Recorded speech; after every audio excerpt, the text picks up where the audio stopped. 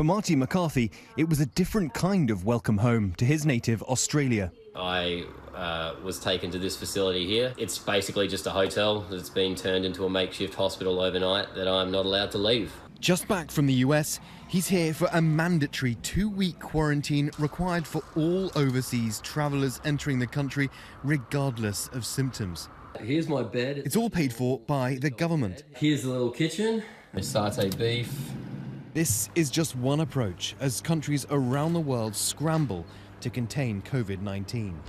In Europe, where Italy and Spain have seen some of the highest death rates in the world, neighbouring Germany has some of the lowest. In this country of 83 million, there have been 111,779 confirmed cases so far. But with only 2,196 deaths, Germany's mortality rate is much lower. We created a demand very early on in Germany.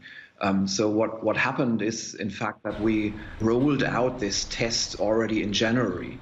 Dr. Christian Drosten, head of virology in Germany, helped develop the first COVID detection test, and widely available testing in Germany for both asymptomatic and symptomatic patients, among other factors, has seemed to have made a difference in containing the spread of the disease. But in Sweden, it seems still business as usual. The country is not on lockdown, even as the death toll continues to rise. The tradition in Sweden when it comes to healthcare and public health has very much to work with voluntary measures. To have a dialogue with our population, to give good advice and tell people what we're trying to achieve. Sweden's chief epidemiologist, Anders Tegnell, says only time will tell which nation's approach has been the most effective. Closing down society is definitely a high-risk approach. If our way is a higher or smaller risk, that remains to be seen, but so far it seems to be working reasonably well. Back in Sydney, after testing positive, Marty remains under the watchful eyes of doctors and nurses around the clock. He's recovering and expects to go home this weekend. It's not fun being locked in a hotel, but it's necessary. I just have to do it. And that's not a burden at all, it's a responsibility. Our thanks to James. We've seen a remarkable display of pandemic strategies around the world. Some more extreme than others. But how do their approaches compare to those in America? Earlier today, I spoke to Dr. Richard Besser. He's the former ABC News chief health and medical editor and the former acting head of the CDC, and he's now the president and CEO of the Robert Wood Johnson Foundation. Doc, thank you so much for joining us. Great to be here. First question, we've seen different approaches from countries battling COVID-19 around the globe, some more extreme than others. Where does the U.S. stack up globally in its efforts to flatten the curve? I think one of the things that you can see is efforts to try and learn from what's been done in different countries. Not every country has been hit with this at the same time. For instance, the new guidance around wearing masks in public is some learning that was done looking at what was being done in many Asian countries, so in China and Singapore and Hong Kong, and the practice there of wearing masks. If we can learn from what others have done and not have to repeat some of the errors that take place, that will help everybody. To that point, every country is following its own set of rules and procedures.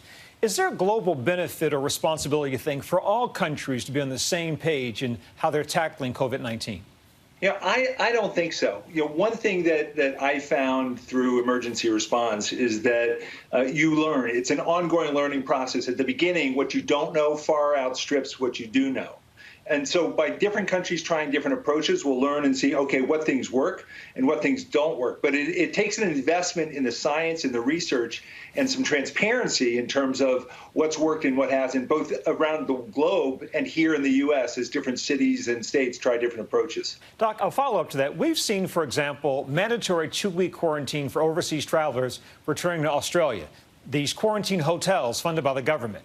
How effective is this type of quarantining, and could the U.S. ever attempt something like this?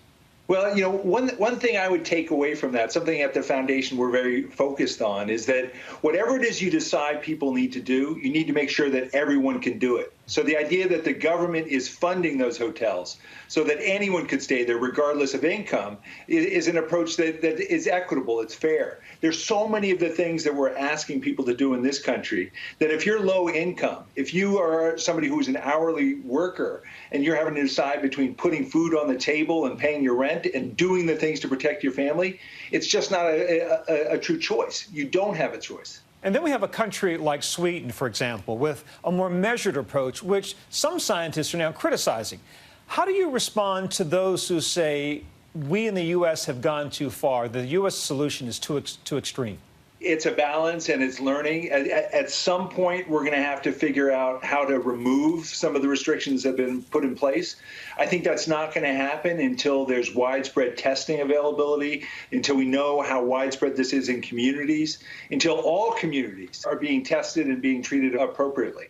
The fact that they're doing something different in Sweden, they will learn and they will see whether their approach worked, whether the approach to social distancing that was voluntary was effective for the period that it was in place. Now they're going more restrictive because they're seeing more disease.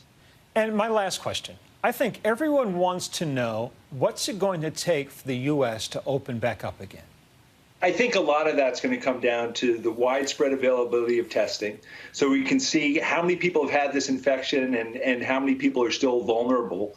The ability to have rapid testing available when people are sick, and then a massive public health force who can investigate each case and people who had contact with those cases, so that we can switch strategies from everybody being involved in social distancing to protecting those who are at risk and isolating people who may be sick. Dr. Richard Besser, great to see you, my friend. Thank you so much. Really good to see you again, Byron. Hi, everyone. George Stephanopoulos here. Thanks for checking out the ABC News YouTube channel. If you'd like to get more videos, show highlights, and watch live event coverage, click on the right over here to subscribe to our channel. And don't forget to download the ABC News app for breaking news alerts. Thanks for watching.